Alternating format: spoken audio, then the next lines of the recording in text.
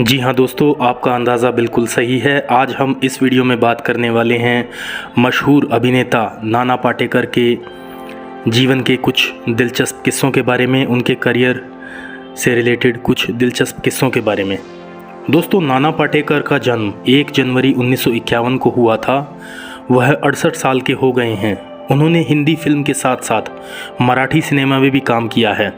परिंदा के लिए उन्हें National Film Award for best supporting Actor और Filmfare award for best supporting actor मिल चुका है। अंगार, जो कि 1992 में आई थी, के लिए उन्होंने film fair best villain award और क्रांतिवीर, जो कि एक कल्ट फिल्म है और आज भी हम सब इसे बहुत ही चाव से देखते हैं, के लिए national Film Award for best actor, film fair और स्क्रीन, तीनों ही अवार्ड इनकी झोली में आ गए थे। दोस्तों सबसे पहले हम बात करते हैं नाना पाटेकर की मशहूर फिल्म क्रांतिवीर के बारे में। कलम वाली बाई, आ गए मेरी मौत का तमाशा देखने, नाना पाटेकर की आवाज़ में कहे गए ये डायलॉग हम कैसे भूल सकते हैं। 28 साल पहले आई फिल्म क्रांतिवीर में ऐसे ढेरों मजबूत संवाद थे। इस फिल्म में नाना के साथ साथ डिम्पल कपाड़िया, अतुल अग्निहोत्री, ममता कुलकर्णी, डैनी और परेश रावल जैसे मंझे हुए कलाकार थे। क्रांतिवीर लगभग 2 महीने पहले अपने 28 साल पूरे कर चुके हैं दोस्तों। जी हाँ, ये 22 जुलाई 1994 को सिनेमाघरों में रिलीज़ हुई थी। इस फिल्म में दर्शकों ने देखा कि कैसे चतुर सिंह मुंबई के एक चौल को कब्जा करके उस पर रिजॉर्ट बनाना चाहता है और इसके लिए वो बस्ती में दंगे करवाता है। यहाँ रहने वाले लक्ष्मीदास को वह मरवा देता है। इसी प्लॉट के साथ 159 मिनट की यह फिल्म दर्शकों ने देखी। इस फिल्म के डायरेक्टर मेहुल कुमार थे, जिन्होंने तिरंगा व कोहराम जैसी मशहूर फिल्मों को डायरेक्ट किया था। आइए जानते हैं इस खूबसूरत फिल्म से जुड़े कुछ दिलचस्प किस्सों के बारे में। जी हाँ दोस्तों, फिल्म के अंत में नाना पाटेकर दमदार स्पीच देते हैं। एक एक शब्द दर्शकों के दिलों में उतर चुका होता है, लेकिन आपको जानकर हैरानी होगी कि इस स्पीच को स्क्रिप्ट लिखते समय लिखा ही नहीं गया था। ये सब आखिरी वक्त में हुआ, जिसे दर्शकों ने खूब पसंद किया। जी हाँ दोस्तों, एक और मशहूर चीज़ है कि नाना पाटेकर क्रांतिवीर में परेश रावल के मुंह बोले बेटे बने थे, लेकिन असल ज़िंदगी में परेश रावल से नाना पाटेकर उम्र में बड़े हैं। दोनों की उम्र में लगभग 4 वर्ष का फासला है।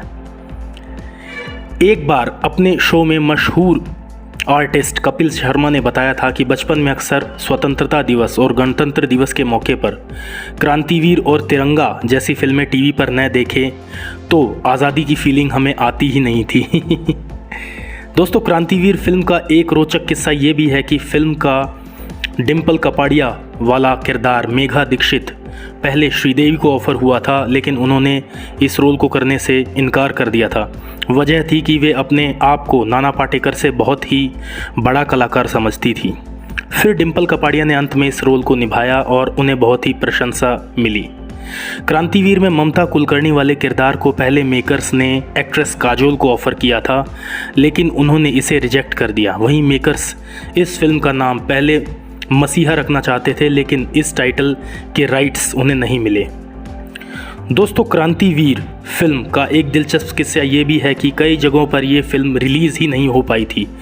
ब्रिटिश कोलंबिया और कनाडा जैसी जगहों पर डिस्ट्रीब्यूटर्स इसे सिनेमाघरों में रिलीज़ नहीं करना चाह रहे थे, क्योंकि उन्हें लग रहा था कि नाना पाटेकर कोई बड़े स्टार नहीं हैं। दोस्तों, अब बात करते हैं नाना पाटेकर के करियर की एक और बहुत ही यादगार फिल्म तिरंगा के बारे में, जिसके साथ उनके साथ सुपरस्टार राजकुमार भी थे।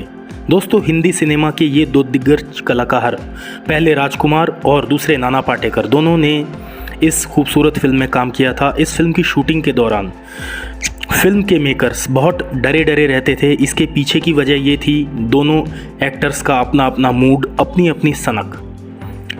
ऐसे में जब फिल्मकार ने इन दोनों को उस फिल्म के लिए साइन किया था, तो डायरेक्टर साहब दोनों ही कलाकारों को एक दूसरे के बारे में बताने से अक्सर डरा करते थे। दोस्तों, फिल्म तिरंगा, जिसके लिए राजकुमार और नाना पाटेकर को साथ में लिया गया था, इस दौरान लेजेंड राजकुमार ने एक बार नाना को जाहिल तक कह दिया था। तो वहीं नाना पाटेकर ने भी मेकर्स को धमका दिया था कि अगर ज़्यादा दखलंदाजी करोगे तो सेट छोड़कर चला जाऊंगा। डायरेक्टर मेहुल कुमार ने इस किस्से का जिक्र एक इंटरव्यू में किया था। दोस्तों, मेहुल ने बताया कि ये बात फिल्म तिरंगा की शूटिंग के वक्त की है।